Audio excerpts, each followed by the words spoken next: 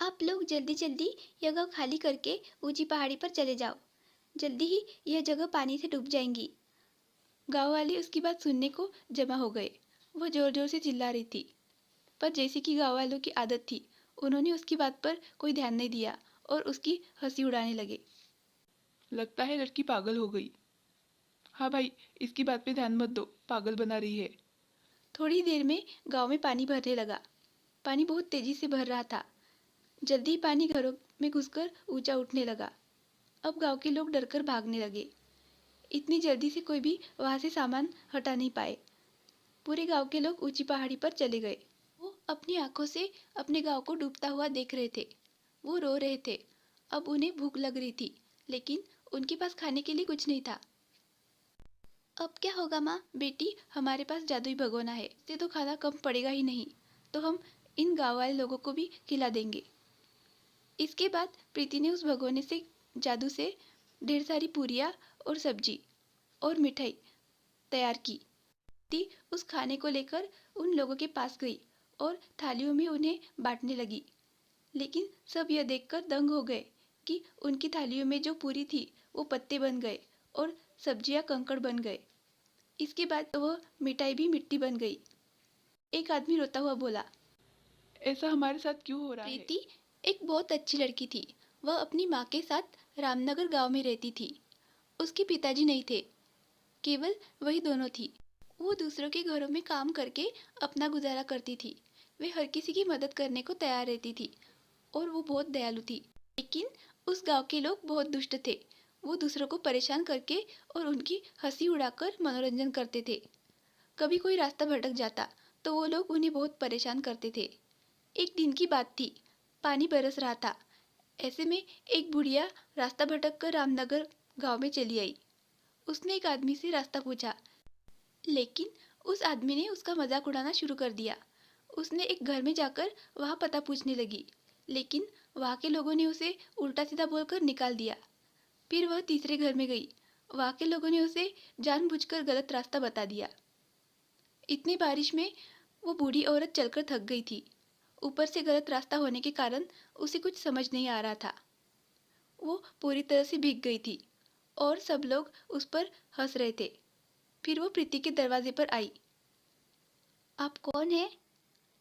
आप तो पूरी तरह से भीग गई है। आइए, आप अंदर चलिए।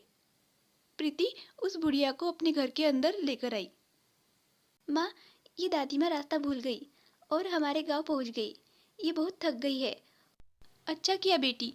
आइए माँ जी, अपने हाथ पैर और सर को पोंछ लो।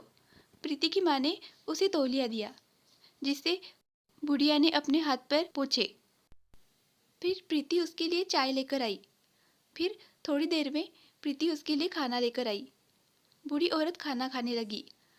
खाने के बाद बूढ़ी औरत प्रीति से बोली, बेटी, तुम और तुम्हारी माँ बहुत अच्छी है। मैं रास्ता भटक गई थी। मैं बहुत थकी हुई थी।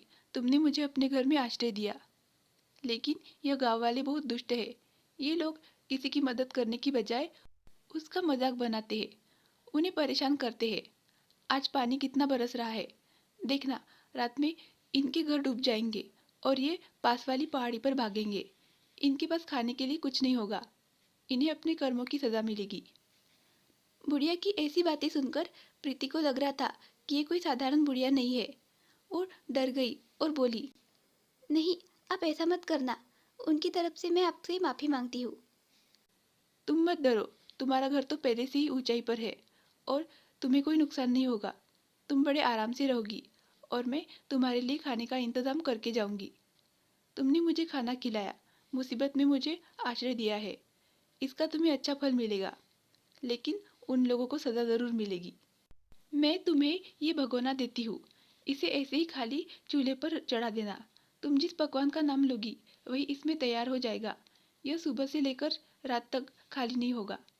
ये सुनकर प्रीति बहुत खुश हो गई और बूढ़ी औरत वहां से चली गई। उसके जाने के बाद प्रीति गाँव वालों के पास गई और उन्हें बताया, आप लोग जल्दी जल्दी यह गाँव खाली करके ऊंची पहाड़ी पर चले जाओ। जल्दी ही यह जगह पानी से डूब जाएंगी। गाँव वाले उसकी बात सुनने को जमा हो गए। वह जोर जोर से चिल्ला रही थी, पर जैसे कि गाँव वालों की आदत थी, उन्होंने उसकी बात पर कोई ध्यान नहीं दिया और उसकी हंसी उड़ाने लगे। लगता है लड़की पागल हो गई। हाँ भाई, इसकी बात पे ध्यान मत दो, पागल बना रही है। थोड़ी देर में गांव में पानी भरने लगा। पानी बहुत तेजी से भर रहा था। जल्दी ही पानी घरों में घुसकर ऊंचा उठने लगा। अब गांव के लोग डरकर भागने लगे। इतनी जल्दी से कोई भी वहां से सामान हटा नहीं पाए। पूरे गांव के लोग ऊंची पहाड़ी पर चले गए। वो अपनी आंखों से अपने गांव को डूबता हुआ देख रहे थे। वो रो रहे थे। अब उन्हें भूख लग रही थी, लेकिन उनके पास खाने के लिए कुछ नहीं था। अब क्या होगा माँ? दादी माँ ठीक कह रही थी। मुझे तो लगता है कि वो कोई देवदूत थी। बेटी, हमारे पास जादुई भगोना है। उससे तो खाना कम पड़ेगा ही नहीं, तो हम इन गांव वाले लोगों को भी खिला देंगे। इसके बाद प्रीति ने उस भगोने से जादू से ढेर सारी पूरियाँ और सब्जी और मिठाई तैयार की। प्रीति उस खाने को लेकर उन लोगों के पास गई और थालियों में उन्हें बांटने लगी। लेकिन सब यह देखकर दंग हो गए कि उनकी थालियों में जो पूरी थी वो पत्ते बन गए और सब्जियां कंकड़ बन गए। इसके बाद वह मिठाई भी मिट्टी बन गई।